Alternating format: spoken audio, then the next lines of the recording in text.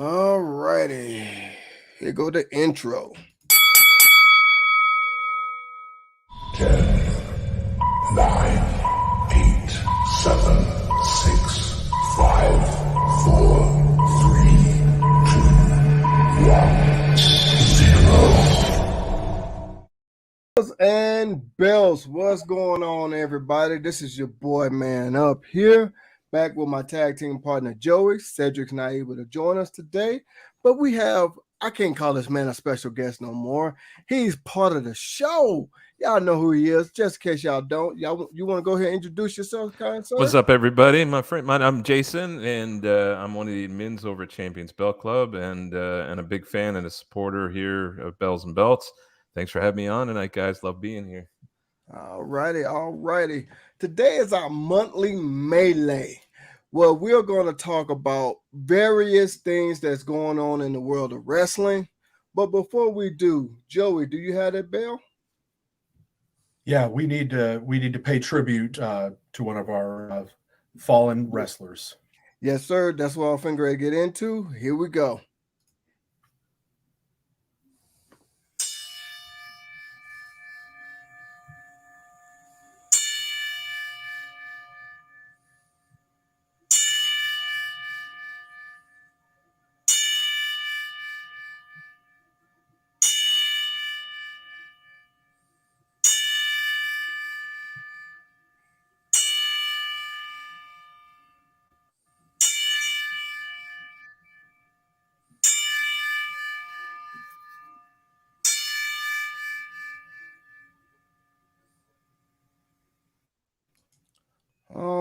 Alrighty.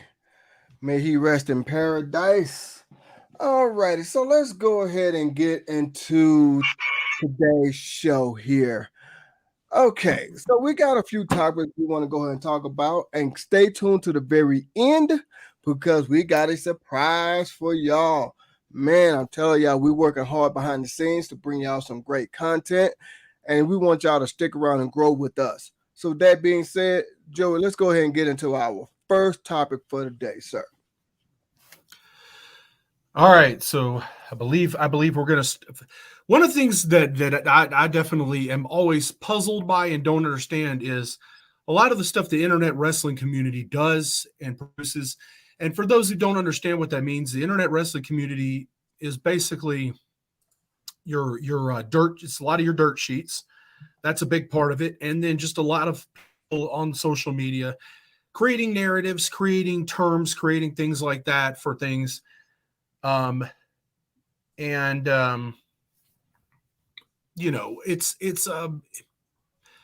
I kind of take exception to some of the things, some of the terms and labels given to things. And you know, I just kind of wanted to bring this on the show to get other people's opinions on it, see what other people think about it. Okay. And me personally, some of the stuff with the internet wrestling community, I can see their goal, their point, that's what I meant to say, their point behind it. Others I cannot. Before we really dive deep into this, Jason, what are your thoughts on that term, internet wrestling community? What do I think about the internet wrestling community in general, or specifically on sort of the way the terminology they use and sort of the way they talk about wrestling? Is that kind of what we're talking about, really, more than anything? Yeah. Yes. I think Joey kind of hit on it a couple of months ago when we were having a conversation during one of the melees that unless you're kind of in the business and you actually are aware of what they're trying to do in terms of booking and in terms of what's long-term planning, things like that, you don't really know. And I think a lot of times, a lot of us who are fans of wrestling, who are fans of the work, sometimes the lines between fan and talent, or fan and booker, or fan and industry get blurred sometimes in the way that people talk about it and the way that the terminology they use. So I think you know, you hear terms like marks and smarks and smart marks, things like that. You hear these kind of terms for fans that are really hardcore about wrestling and hardcore about what goes on in wrestling. Mm-hmm. And I think a lot of times people talk from a place of what's the word I want to use? Assumption, conjecture, and they describe it as fact or as that certainly happens a lot in the blogs and in the posts and in some of the dirt sheets and news. There are things that are just sort of posted as fact when in truth it's just interpretation or conjecture. I think that's part of the problem. That is what sometimes makes it difficult to separate truth from fiction. Okay.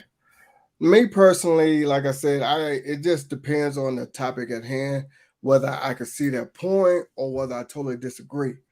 Now, this one here, Joey, I'm going to let you go ahead and dive into it, and then me and Jason will go ahead and give our points of view on it. Yeah, sure. Well, and just like Jason's saying, there's a lot of no, thank you. Yeah, I know. I got the notification late myself. I don't know what's going on with that, but thanks for joining us. What I was going to say is a lot of those terms, I hear people, fans that I talk to, and myself included as a fan. I'm not in the business anymore. I haven't been in the business in 15 years. So, but the point is, when I talk to people, they'll watch the show and then they'll message me and they'll use insider terminology like work, shoot, stuff like that, and they will misuse it. They won't really understand the context of where that word, how that word should be used, and it's because they've heard other people misuse it. And so they don't understand the actual, like, when is the right time to use it? When something, first off, I said this before, what's up, generic jobber? And I said this before, that most of the time as a wrestling fan, when you think you're seeing a shoot, when you think you're seeing something play out real on TV, it's actually a work. It's always a work, actually. Because if it's on TV, it's a work. And I've said that before. And a lot of people are like, well, I don't agree with that. Well, that's cool. You don't have to. But I can't smarten you up anyway. So what I was going to get into is one of the terms in particular that irks me is the use of the term mid-card title. First off, when I talk to people about it, a mid-card title apparently is anything but the world championship. And I'm like, well, what if it's not in the mid card?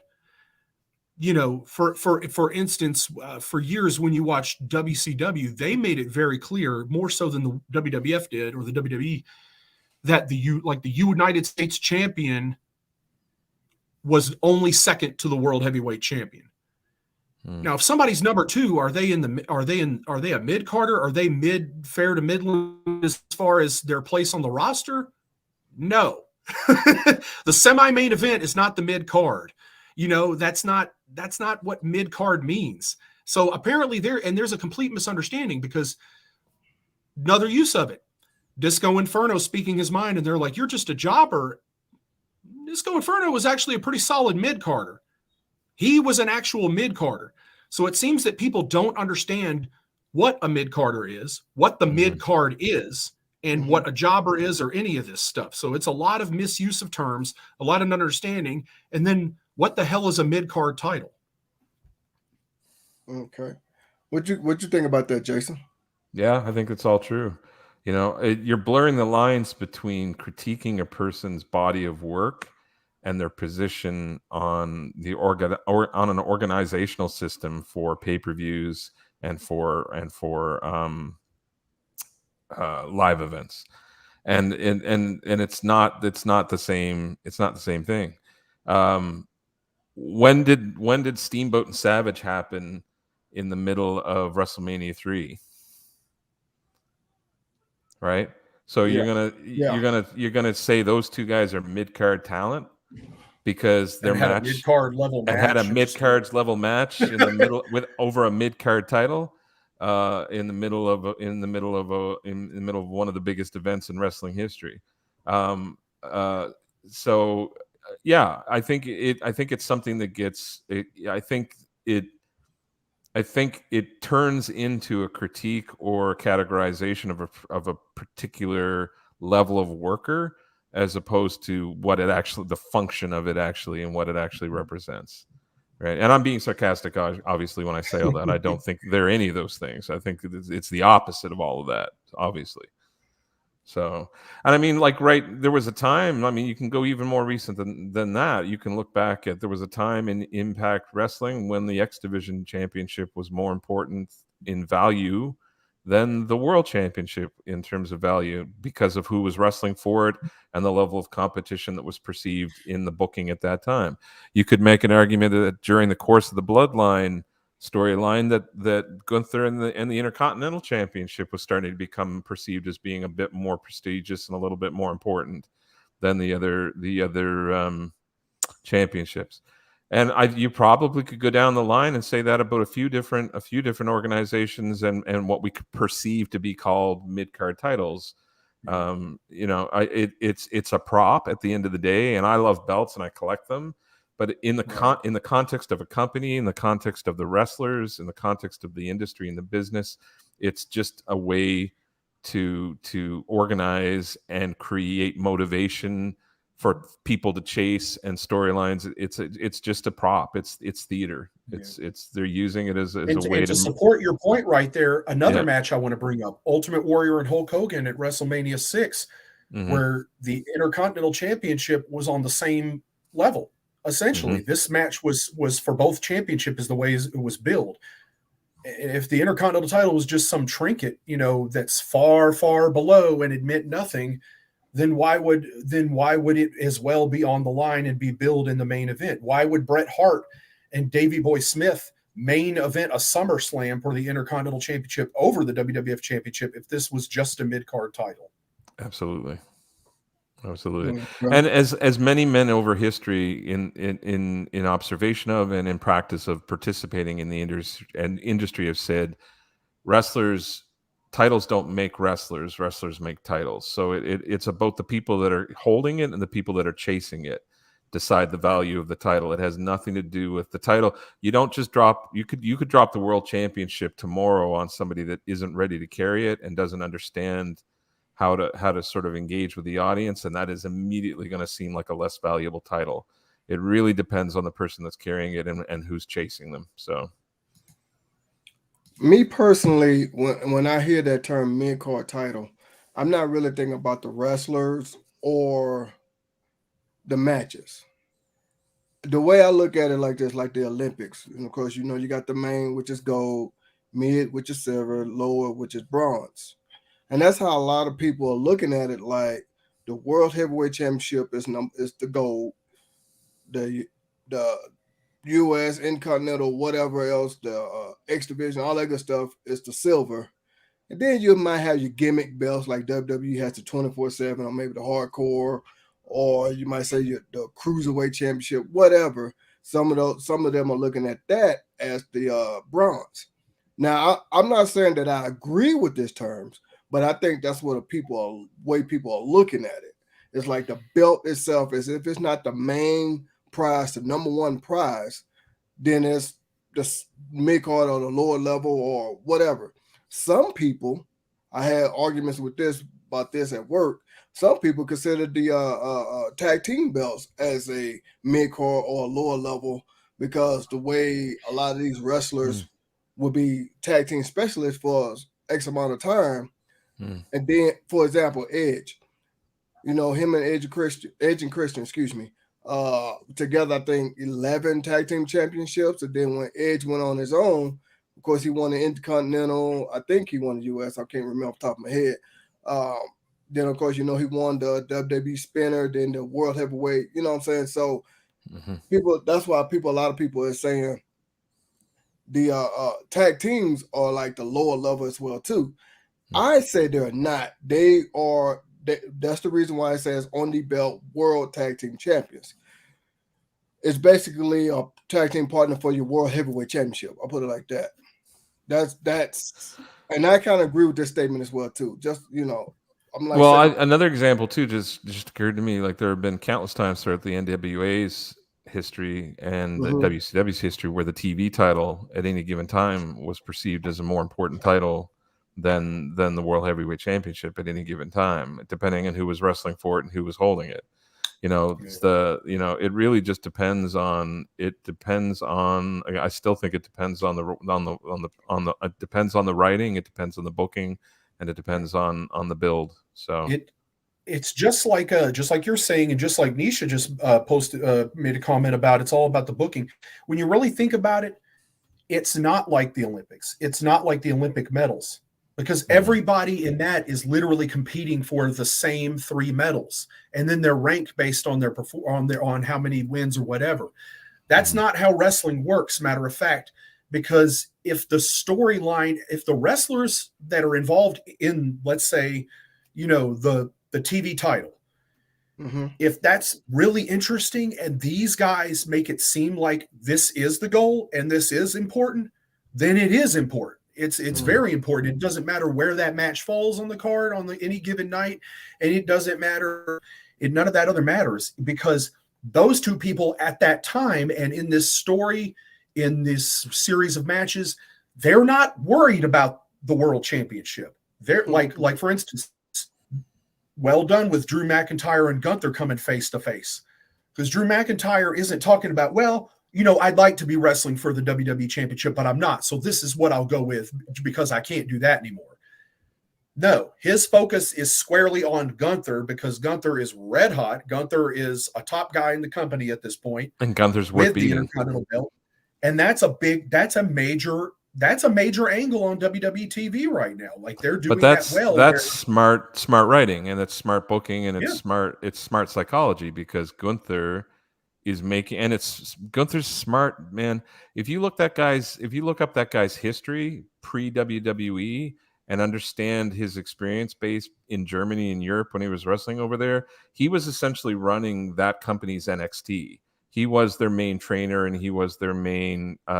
He was hands on with all of that stuff. He's the guy already understands how to run a locker room. So even though he's relatively inexperienced and young, Now, when I said that, I was just trying to. Being a main eventer himself brings a lot of credibility when you think about it. So he brings the main event to that. Yeah, absolutely. So you've got a great matchup there, because you've got a guy that's built himself up to be somebody that somebody would like. I would argue, even if Gunther didn't have the belt, Gunther would still be the guy that somebody should want to compete against and should want to beat. Because he whether you like him or hate him, the fans respect him. And so because he's not playing one of these chicken shit champions. He's wrestling. He's paying a price, and he can fight. And he's wrestling that way. So it's smart. It's really smart. I called it before, and I'll say it again. In 2024 going to 2025, he's going to be their next guy. Like whenever they decide they're done with this bloodline thing, I think Gunther steps into that next spot. I really do. Now, let me say this here. I agree with y'all on everything y'all said about Gunther. No disputes whatsoever here. But when I was trying to make that comparison, I was just trying to give an example. I'm not comparing it to the Olympics. I see what you're saying. It was a good point. If you're looking for the history of wrestling, though, honestly, man, if you're looking for, like, if you want to make a parallel, you got to go back to boxing, because boxing and the way that boxing was set up is what wrestling was originally built off of, and a lot of that had to do with the athletic commissions and the way that they had to license stuff within the states. So, like, the idea of weight classes, the idea of belts for different champions and different size competitors, a lot of that was anchored to the fact that they didn't want to create a whole other system of governance for the wrestling, and they just tried to sort of essentially shoehorn it into the boxing sort of space that they already had in existence with the governing bodies, so the athletic commissions. I think that what I was going to say real quick, and then I'll stop.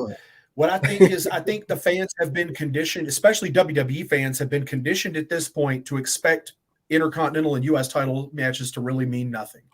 Because for several years there, they kind of didn't mean anything. And you had guys they didn't care about on the card holding the championships and just kind of there. And it was like, oh, well, let's give it to, what's the guy's name? I want to call him Uhaa Nation. That was his old name.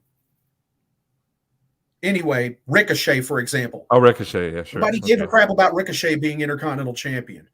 Nobody gave, a lot of these guys, that's the conditioning. Us as the fans, we have to get our minds out of that mindset And Was accept it the fact that Apollo Creed? Was that Apollo who it was? Crews, Yeah, that's Crews. another guy Yeah. you don't even really remember holding the championships Yeah. because nobody cared. He just wasn't over, and nobody cared that he was champion. So, well, Zach, right? That's another whole other topic. But I'm just saying, in general, I think we as fans have to change our mindset. Mm-hmm. Mm-hmm. I also too, I think with that, and we're gonna go ahead and go to our next topic.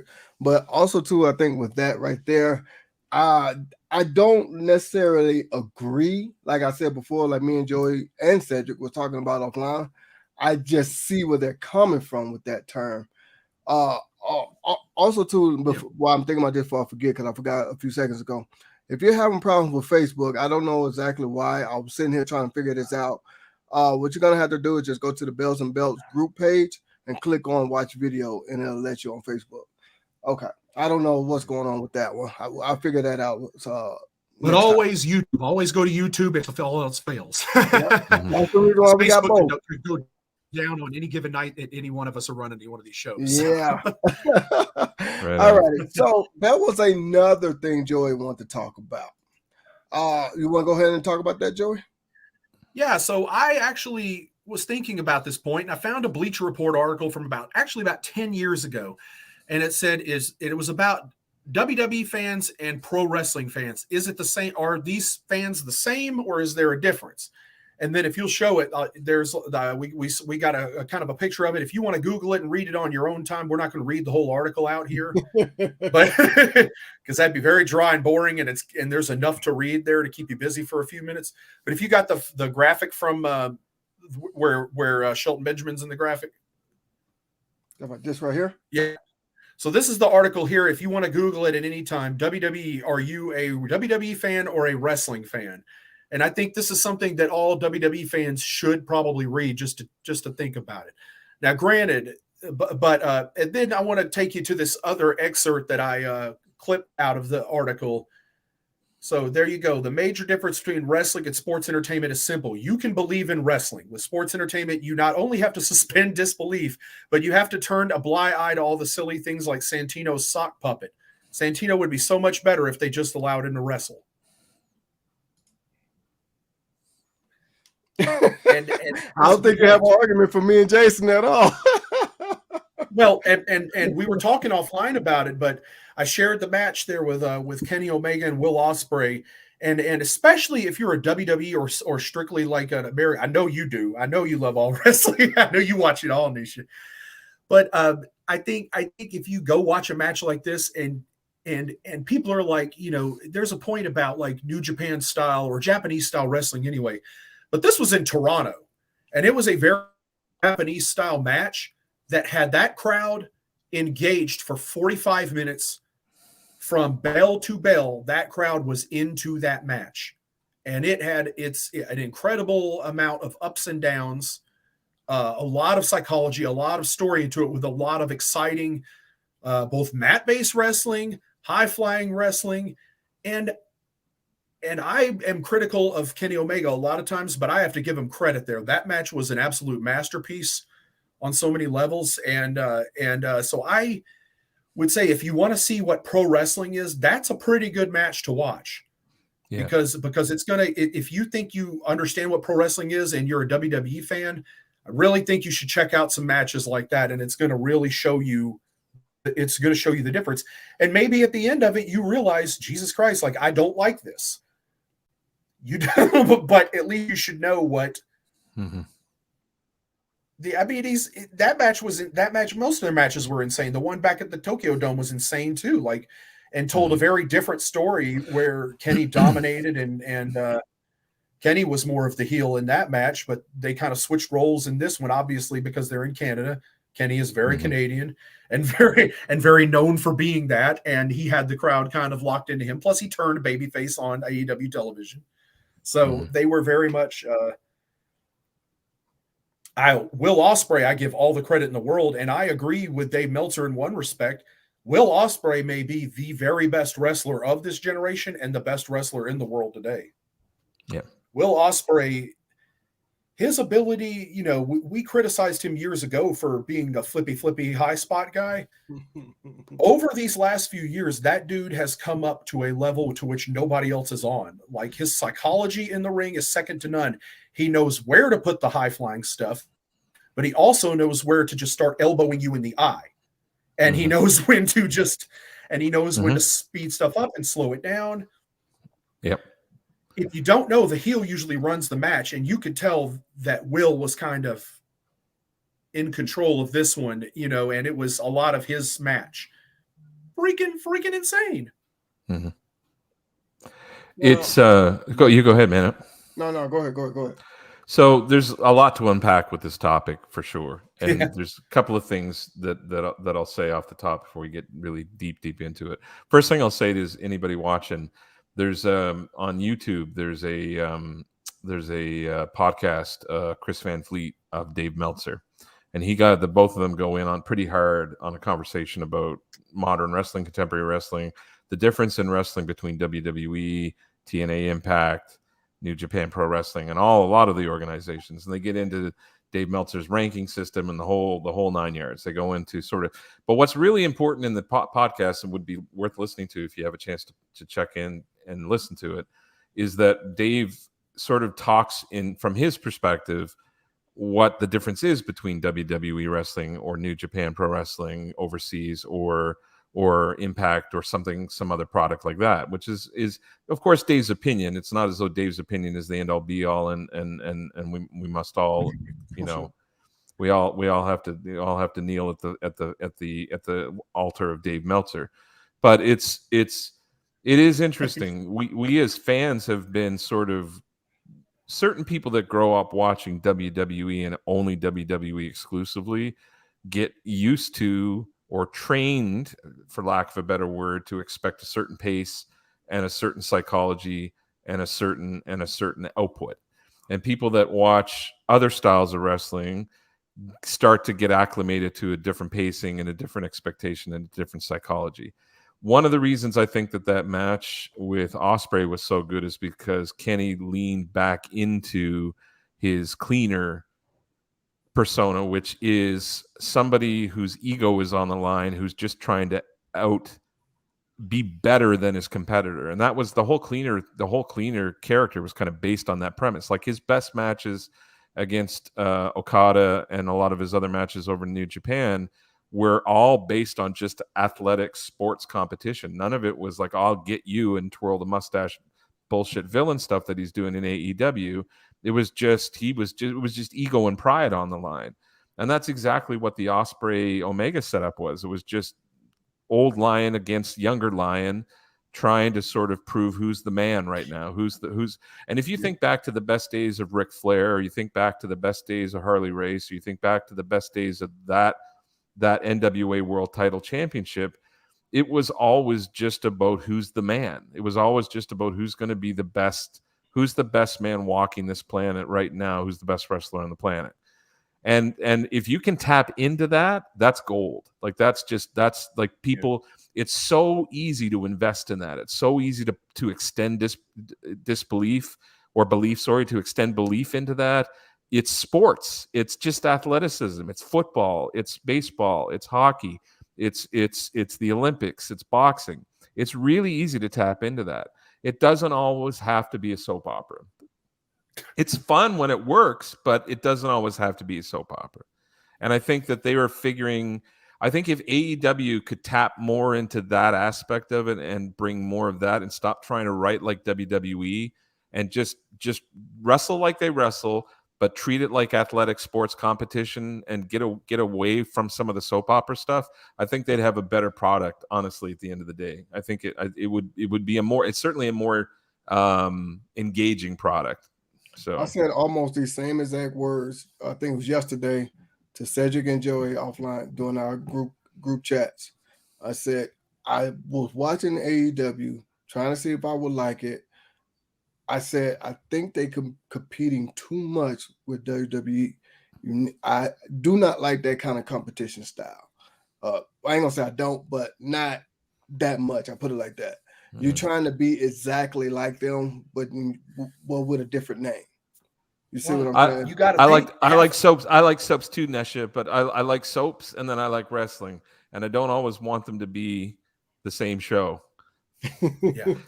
And I'll tell you this, when you look at the roster of between the producers that they have, the coaches and the talent, half of them are either ex-WWE guys on the agent end, and the other Mhm. and half the roster is guys that came up through NXT and were told this is the way you do it.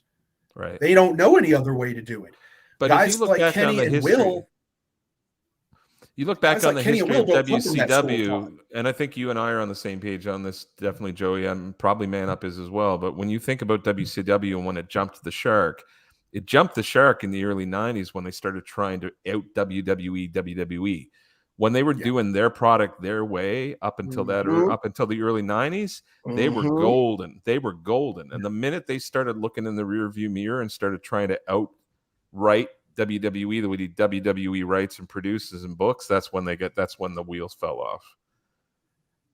So Yep, that's you can't book in a rearview mirror. That's exactly what I was trying to get at too. Because Eric Bischoff said that himself. He said he knew it was over when he tried to compete. And he also made a statement to Tony Khan, don't compete, be you, because that's where I messed up at. Mm-hmm. So, which is facts. The big difference. You. Oh, go ahead. Oh, go ahead. What I was going to say is when you're looking at WWE versus wrestling, Will Ospreay is the perfect example because everybody in WWE is doing matches the WWE way. What way is Will Ospreay doing? The Will Ospreay way. He's not doing matches the New Japan Pro Wrestling way. He's not doing matches the Rev Pro way. He's not doing matches the AEW way. Will Ospreay is creating art on his own, from his own mind. And that's what's truly different. When you have somebody with that level of talent that can do that, you don't need and that's what Cedric meant offline about overproduction. You don't need to be produced. Will Ospreay doesn't need anyone producing him. He might need someone to tell him, hey, this is what we want. This is the finish we want. This is the title switch. This is whatever. But guys like him, he doesn't need anybody to tell him, okay, this is how we're going to lay it out. And then I want you to do this, and then you're going to do this, and you're going to go to your setup move, and you're going to go, he doesn't need that. Will Ospreay is a guy not unlike a Ric Flair that can go out there and you can tell he can feel a crowd. He can feel the way things are going. And he was soaking it up.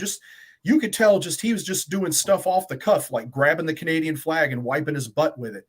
Like he knew what he was doing, but he felt the moment. He felt the energy of the crowd. But you can't say that with a Canadian next to you, so you can't say that now. No, man, that's good. That's smart wrestling. No, I know. It was smart when Sean stuck it up his nose. It's smart when it's smart. It's smart wrestling. It is. It is. The one thing that got me. The one thing that got me, and what was it, like 15 minutes into the match when Kenny got busted open? Did you see that part, Jason, where he got the blood on his bicep? And Will goes like this. And he licked it off. He just this weird lick to it, and the crowd goes, "You sick fuck.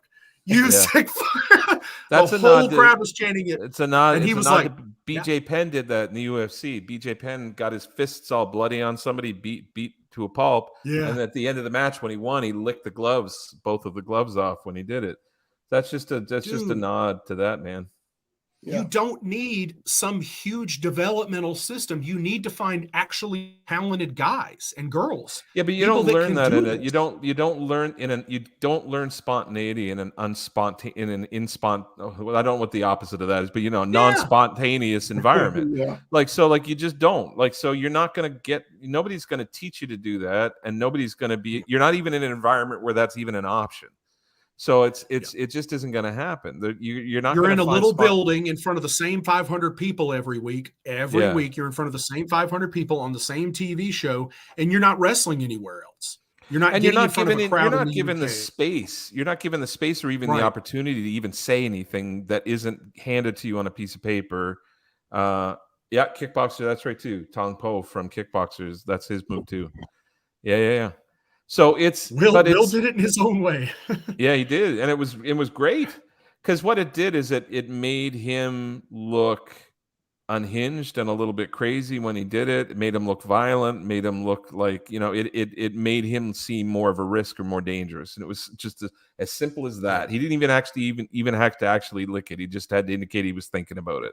And that's all that he had to do. And it was smart psychology. But you know where you figure that out? You figure that out in the international circuit, which is the new indie, which is the new territories. The new territories is to wrestle for Rev Pro, wrestle for New Japan, wrestle for AEW, wrestle for AAA, wrestle for wherever you're going, bouncing around and jumping, and you're working different styles with different people, carrying different belts. GCW, hit all all of it. That's the new territory. The new territory is that international circuit. So. Yeah. I can agree 100% with y'all on that. Y'all get no argument from me. And that's what makes these guys valuable. Like you get somebody like Ospreay now, because what makes Ospreay great is now Ospreay can work with a broom.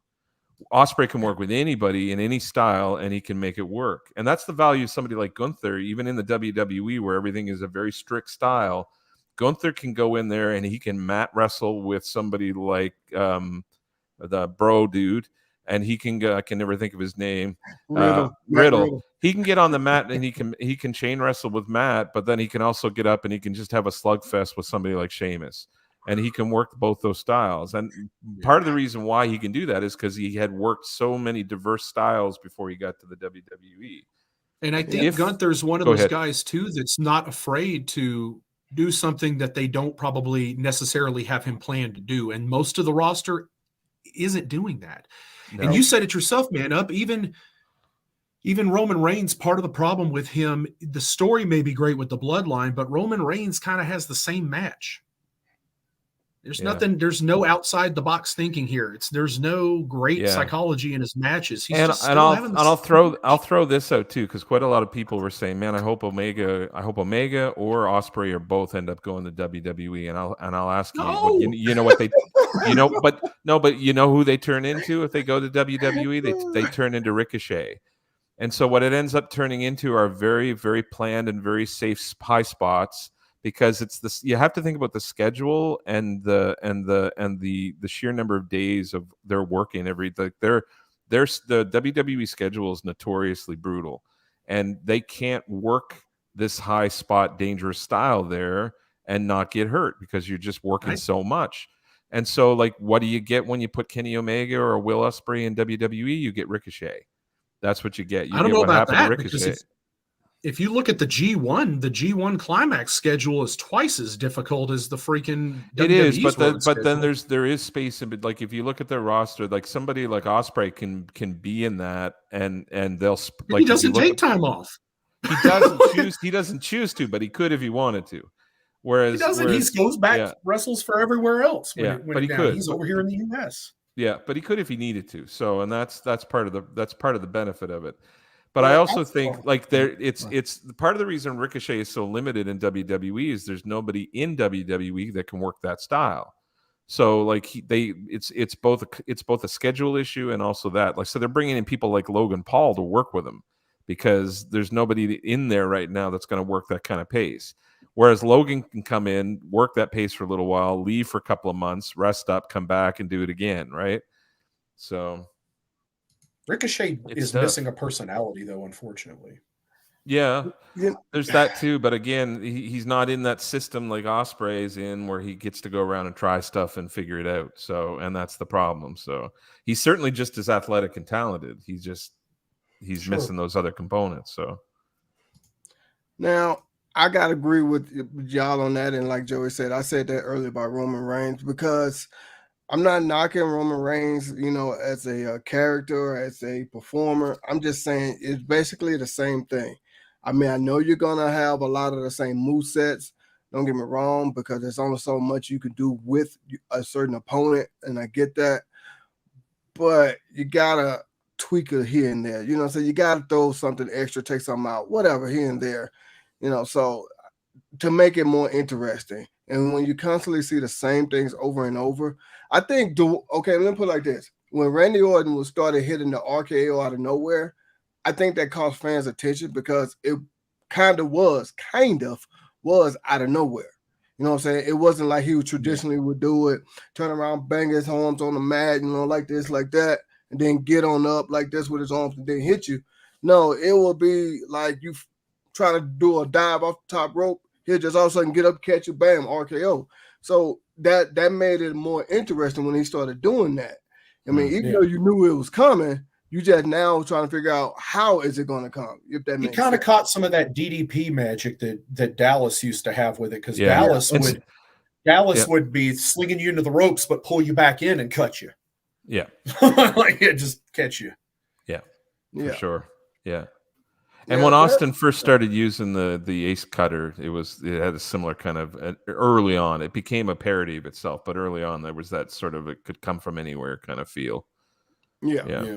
Yeah. It's that puncher's chance mystique. Yeah. Is really what it is. So Yeah, it's just knowing how to take what you normally do and just add a little spice to it. You know what I mean? That's what I'm basically trying to get at here. Like I said, add a little spice, take a little out, tweak it, whatever you got to do, to make it better, make your product better, make you stand out a little bit more. That's basically what I'm trying to say. Roman Reigns' spear looks no more devastating than a body slam. Like his spear looks so weak. So was Edge's. I'm sorry, it looked weak. The two best to ever do it are obviously Goldberg and then Rhino, in my opinion. The gore was a well done spear, but if you look at guys, like, to me, it's just like, I'm coming at you at sort of a fast pace, and then I'm going to grab your waist and you're going to take a back bump, and it's like, okay, that's a Roman Reigns and an Edge spear. There's no real oomph in it. Like it doesn't look like somebody's getting the wind knocked out of him. It's just kind of like, hey, you got me with your move that people think you could. Yeah. Wow. I mean, but there's a reason when Goldberg comes back and he looks like he folds someone in half, people always react to it because he looks like he's killing you, and sometimes he is. But even the way Rhino does it, when Rhino kind of just comes, when Rhino comes in, he comes 100 miles per hour. And that's part of the way it looks good. When you got a guy that's kind of just taking some halfway running steps, maybe a good jog, and then they kind of just take you down. It's kind of like, wowie, you took me down to the ground. You know what it is too, when they both hit their spears, there's an upward movement in it. So when they hit you, they go up rather than through. So there's when Rhino goes through and when Goldberg goes through, the way they've got it timed with whoever's taking it, the guy just pulls his legs up off the mat, and they just sort of carry him with him forward, and it looks like it has forward momentum. The other guys look like they're lifting them, so it doesn't look like there's any impact. So, gotcha. And it's probably to protect. Honestly, with Edge, it's probably to protect his neck. Didn't think about that one. All right, fella, let's go ahead and get to another subject. This one here was one that I wanted to get into, and I'm gonna name this little segment called Boundaries. I'm pretty sure everybody has seen this video with John Cena, and it's not that long of a video, but it to me is like read the atmosphere, read the room. I'm gonna play it and I come back. Say again? You can't see me, like. How about can I enjoy some time with my friends? Sorry. Now, the way I look at this video is this here. Let's just say you're not a wrestling fan, so you don't know who John Cena, the wrestler. But you know John Cena, the actor from movies and commercials, so you know who he is. Also, too, when I say read the room, as you saw that video, nobody else was up on John Cena. Nobody asked for an autograph, nothing. Nobody was like, oh my God, John Cena. None of that stuff. Now, this particular guy backed off, so it wasn't that bad at all. It really wasn't. But I don't think it should have happened at all. This is just my personal opinion. This is just how I'm feeling. Don't get me wrong. I'm not trying to tell nobody what to do, how to feel, think, blah, blah, blah. I'm just saying, read the room. Now, and this here comment right here basically is correct. Don't approach wrestlers in public. Approach them when they are at the arena doing autographs, not on their personal time. Yes, because people forget they are human too. I know sometimes people like think, well, you paid your money to see them and blah, blah, blah. No, you paid your money to be entertained. That's it. That's what you paid. Now, like I said, that particular video, the guy backed off. Oh, I'm sorry, and left it alone. That was it. But it should have never occurred in the first place. That's the reason why John Cena said, "Can I spend some time with my friends?" He even reiterated that same saying right there at Money in the Bank when he had the altercation with that Australian guy. I can't think of his name off the top of my head right now. But yeah, what's his name? Oh, anyway. So I just think that read the atmosphere, read the room. No, there's always a place and a time for everything. My mom, grandma used to always teach me that. Place and time for everything. You see, he's hanging out with his friends. I don't know what he's talking about, none of my business.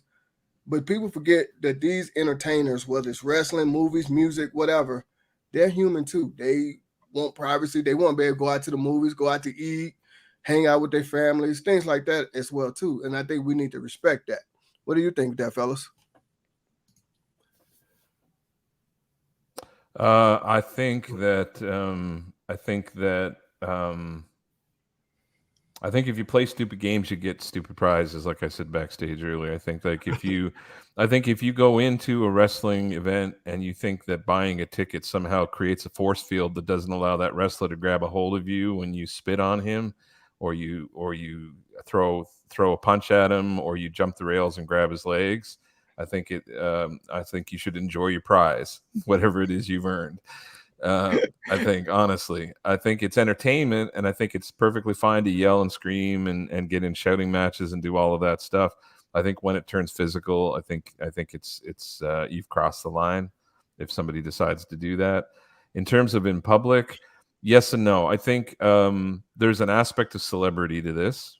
And so there is some expectation that because you're a celebrity, you're going to draw attention, and you're gonna incur some amount of fandom wanting to sort of connect with you and meet you.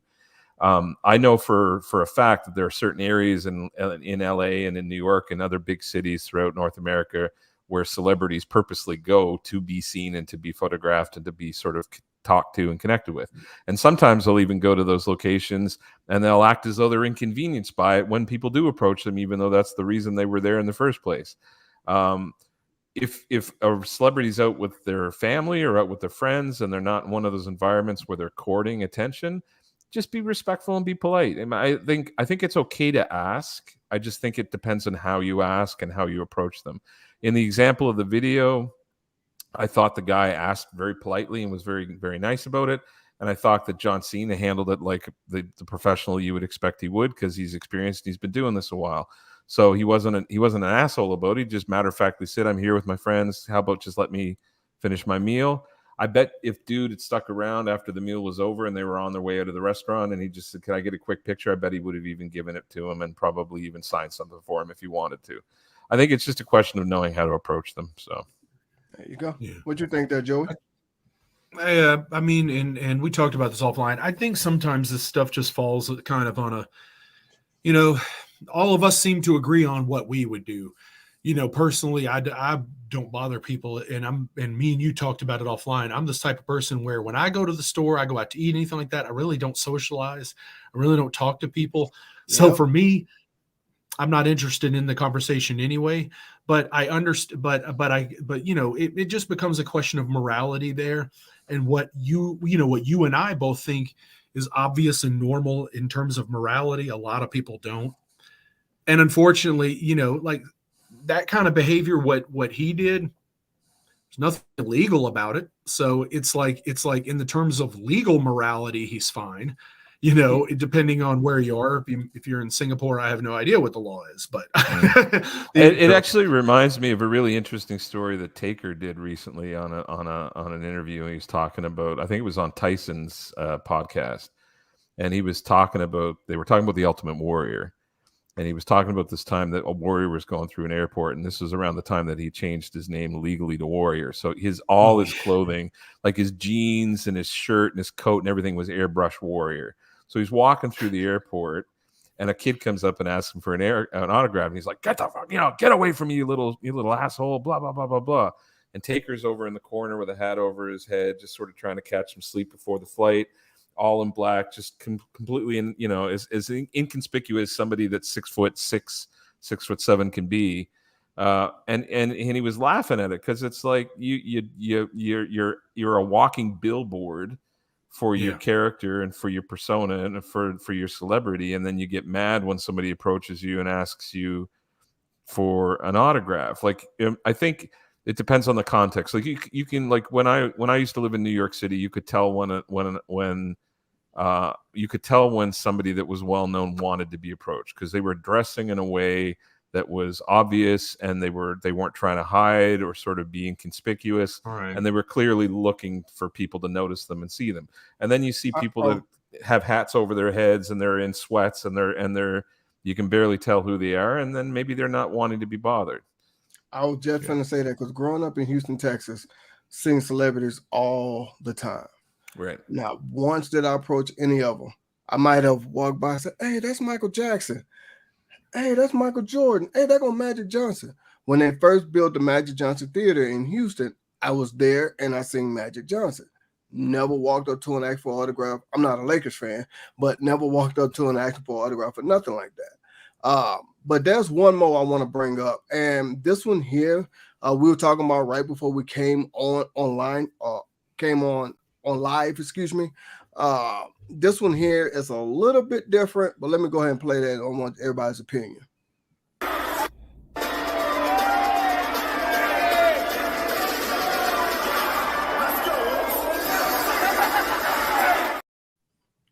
All right, I had to go ahead and cut that short because of the music. Don't want no copyright strikes on that one. What do y'all guys think about that? You guys go ahead first. Go ahead, Joey. I mean, I don't really care. But, I mean, at the same time, yeah. I mean, when you put your hands on somebody in any way, I just don't think that's again, my morality. I don't think that's okay. You know, I would not do it. I would never put my hands on anybody that I didn't expect to, you know, have some issues with. So for me, I wouldn't do it. But I mean, again, we talked about this offline. I've seen so much worse happen. So. Mm-hmm. Yeah, I mean, I myself have been punched at wrestling shows and stuff like that, and all kind of stuff. So now I do agree with this comment. He is a heel, and he's being a heel, and I do agree with you right there too. Being Roman walked right into it as it worked. It is, but the thing that I was referring to is we was all taught as kids. I know I wasn't the only one. Keep your hands to yourself. You know what I'm saying? A lot of people ain't taught that. So it's just one of those things to where that's why I said boundaries. You should know what that is. Like, for example, Mr. Ben right here could tell you, seen him at Walmart. I did not even approach him because you know what I'm saying? I got to respect people's boundaries. So what I did was, because it's Ben Walker, you know, I messaged him and said, "Hey, what's that you? Blah, blah, blah." And we got to talking. And it was him. So, but I even told him I was not going to walk up on you like that. See what I'm saying? Because you got to respect people, because you got to understand they are human. Now, I know with these particular videos, the first one, it wasn't really bad at all. And the second one, Roman is being a heel. I know that, and I get that.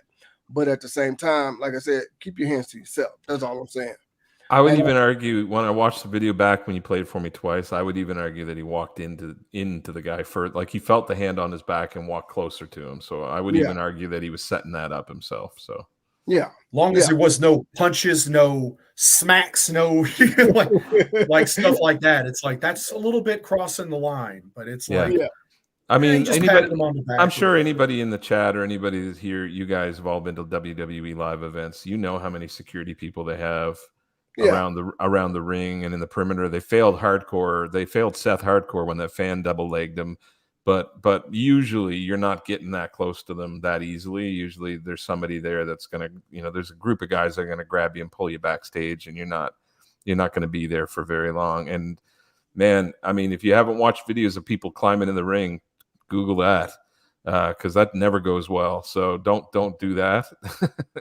Don't go over the barrier. Don't throw punches. Don't throw things. Don't throw drinks. Don't throw batteries. Don't throw stuff at people. Like take part in it, enjoy the stories, enjoy yelling and screaming, but keep your hands to yourself. Yeah. Because if you're not sure what happens, Google Mike Tyson airplane. And that, No.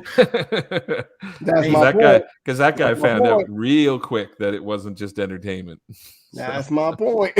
old man Mike Tyson could still whoop 99.9% of the man. world. So, Oh yeah, That man can still go, and he's what, Yeah. pushing 60? I don't know exactly. close to it. because it's those tickets. Even though it's a publicly traded company, like they're not going to fire these guys for stomping a mud hole in somebody because they tried to double leg them or throw a punch at them. So they have a right to defend themselves. Yeah. I like that. I'm reading that Yeah. comment. Sorry about that, fellas. Yeah. All righty, fellas. We're coming towards the end of the show here. We almost up on that hour. Joey got some big announcements. Before we do that, we got to go over our monthly schedule. I know. I'm finna get to that. I'm finna get to that. A big announcement, major announcement. Joey got some big announcements. But first, let's go ahead and go over our monthly schedule like we do on every monthly Melee, once called Free For All. Go ahead and bring that up. Next week, we will not have a show. We know things happen, like Cedric said last week. Life happens to everybody, so we're going to take a little bit of time off and do some things. But, we will be back the following week. Moments in Wrestling History, wish we were there. Then, the Carbonation Sensation Soda Pop. Woo-wee, I can't wait for that one. And then again, on August 2nd, monthly Melee, Cedric's birthday party. Oh yeah. Oh yeah. You want to go ahead and run the short from Soda Pop real quick so people can get familiar with if you haven't seen him yet.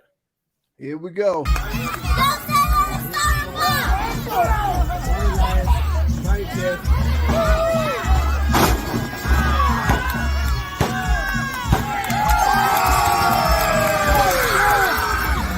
What's poppin'? It's the Carbonation Sensation Soda Pop. Your dog pound world junior heavyweight champion and your TSW junior heavyweight champion. And you're watching Bells and Bells. Nice. Yeah, he's gonna be a guest on the show. Now, before I continue, Joey, I can see it in your face. You getting bright red. You ready to let it out? Go ahead and let it out there, kind sir. All right. Let me pull my calendar up so I don't mess this up. All right, no, it's on Sunday, July 30th. Yeah, facts. Right. Sunday, July 30th, we're going to have a special spotlight episode. And this is landmark for us, our biggest guest of all time, and probably is going to be hard to match in the future. We're coming up Sunday, July 30th. At this time, I think it's going to be scheduled for 8 Eastern, 7 Central. We got two legends. We got the legendary Red Dog Rodney Mack and the one and only former WWE and NWA Women's Champion Jazz. Nice. Well done. That's going to be a show, man. I'm going to be on. I'll be watching that for sure. Ooh, nice. Man. See, we told and they are the owners of Dog Pound Championship Wrestling there in Texas. Nice. So Soda Pop's actually one of their students and their junior heavyweight champion. So we starting to build a great partnership with Dog Pound Championship Wrestling down there and making some good contacts. And again, hopefully if Rodney Mack and Jazz see this, we're incredibly excited and so honored to have two legends of that caliber coming on the show. That's going to be a hell of a show. Man. Must not miss. Yeah, see, we told y'all we got some big things coming. We are working real hard behind the scenes. Y'all don't want to miss this. Man, oh man, I am excited for this. I know when we got the news that they was coming, I was at work and Joey's like, man, have you seen that very excited? I said, man, I am. I was just at work and I was trying to, get things done. Yeah. but trust me, I was like, what? All right, yes, we got it. Let's just confirm everything. We know they're busy. They got busy schedules and stuff, but we know we working hard. We're trying to get y'all some better content, some things that y'all haven't seen from people that do wrestling shows here on social media. So we're trying very hard to get this going. So with that being said, there, Joey, do you have the ending bell? I do not, but ding, ding, ding. Oh man. That was his impression of Rocky. Yeah. All right, so we have come up on that 1 hour time limit. I'm sorry, that was funny. That was funny.